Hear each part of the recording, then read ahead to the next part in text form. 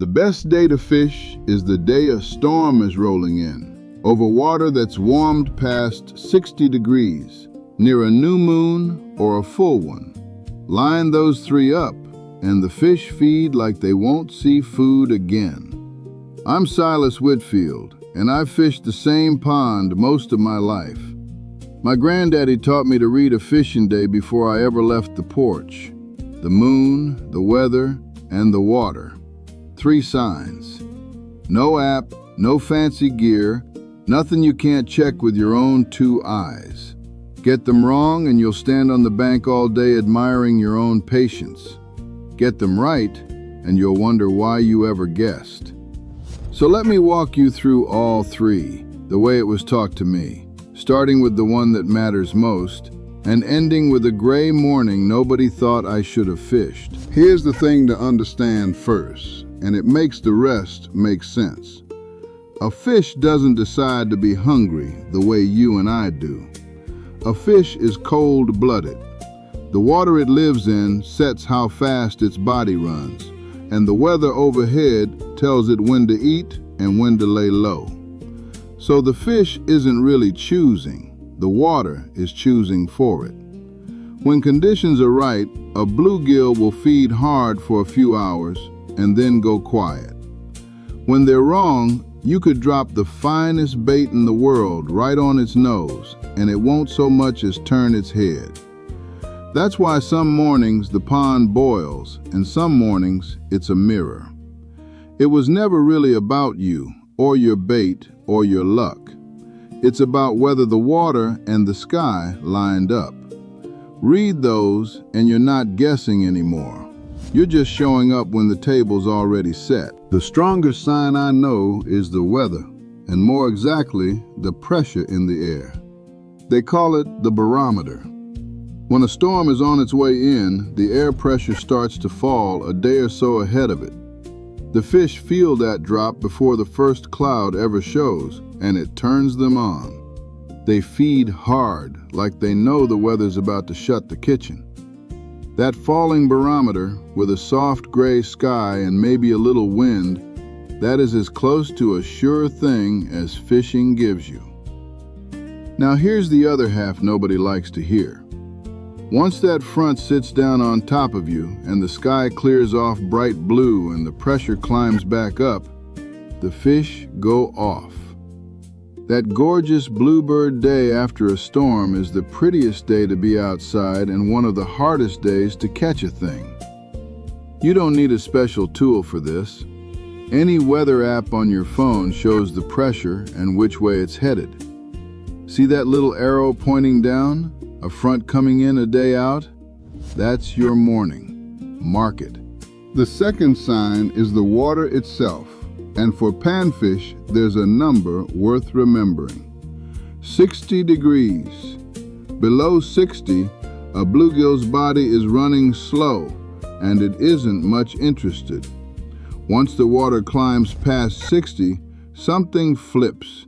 They start feeding, and they'll take a worm or a cricket like they mean it. Get up around 65 to 70, and they move into the shallows to spawn, and that is the finest, easiest bluegill fishing of the whole year.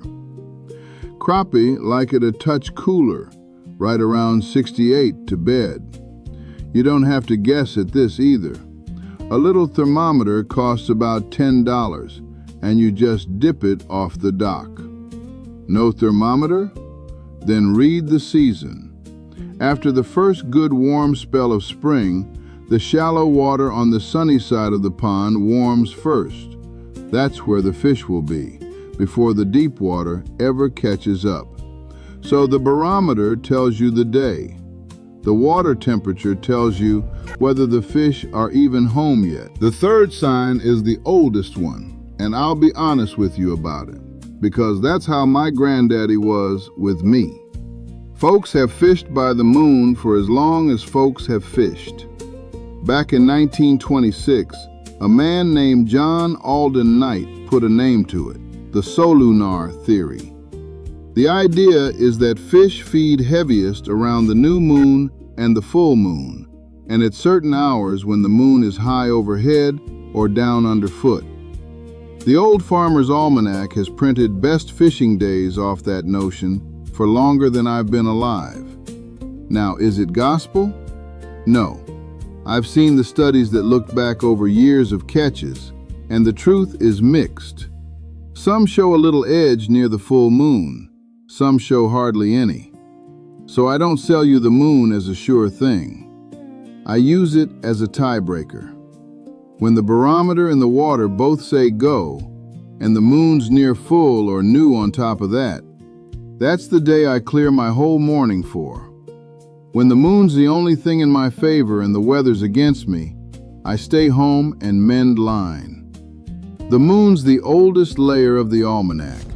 Respect it, don't worship it. So the three signs pick the day. The sun picks the hour. On just about any warm water pond, the fish feed best in low light. That first hour after sunup and that last hour before dark. The sun's not glaring down into the shallows. The water's cooler, and the fish come up out of the deep to eat where you can reach them. Midday, under a high, bright sun, they'll ease back down and wait. So you stack it. The right day by the three signs, and then the right hour at first light or last. That's why my granddaddy had me on the bank before the birds.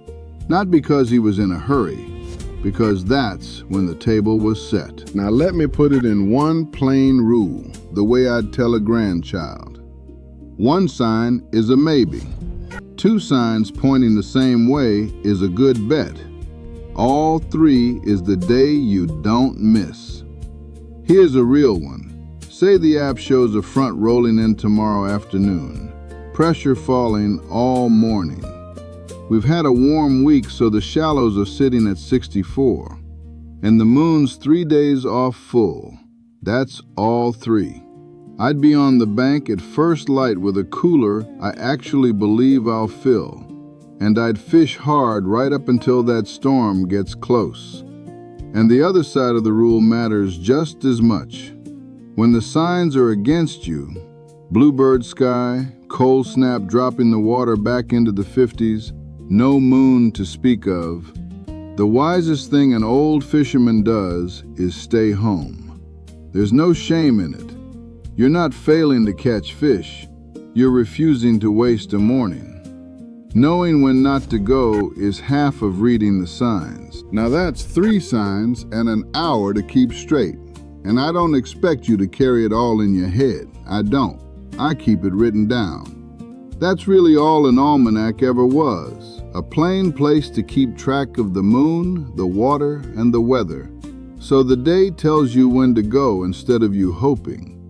I keep one for my own pond, and I put together a simple one you can use for yours. It marks the best days to fish each month by the moon, with a little checklist for the barometer and the water so you can read your own pond like my granddaddy read his. I give it away free. It's right below this video. Grab it, keep it by the door, and you'll stop guessing. Let me finish with that gray morning I promised you. I was maybe 10. The sky was low and mean, and every neighbor we had said it was a foolish day to fish. My granddaddy looked at that falling sky, and he looked at me, and all he said was, "Get your poles."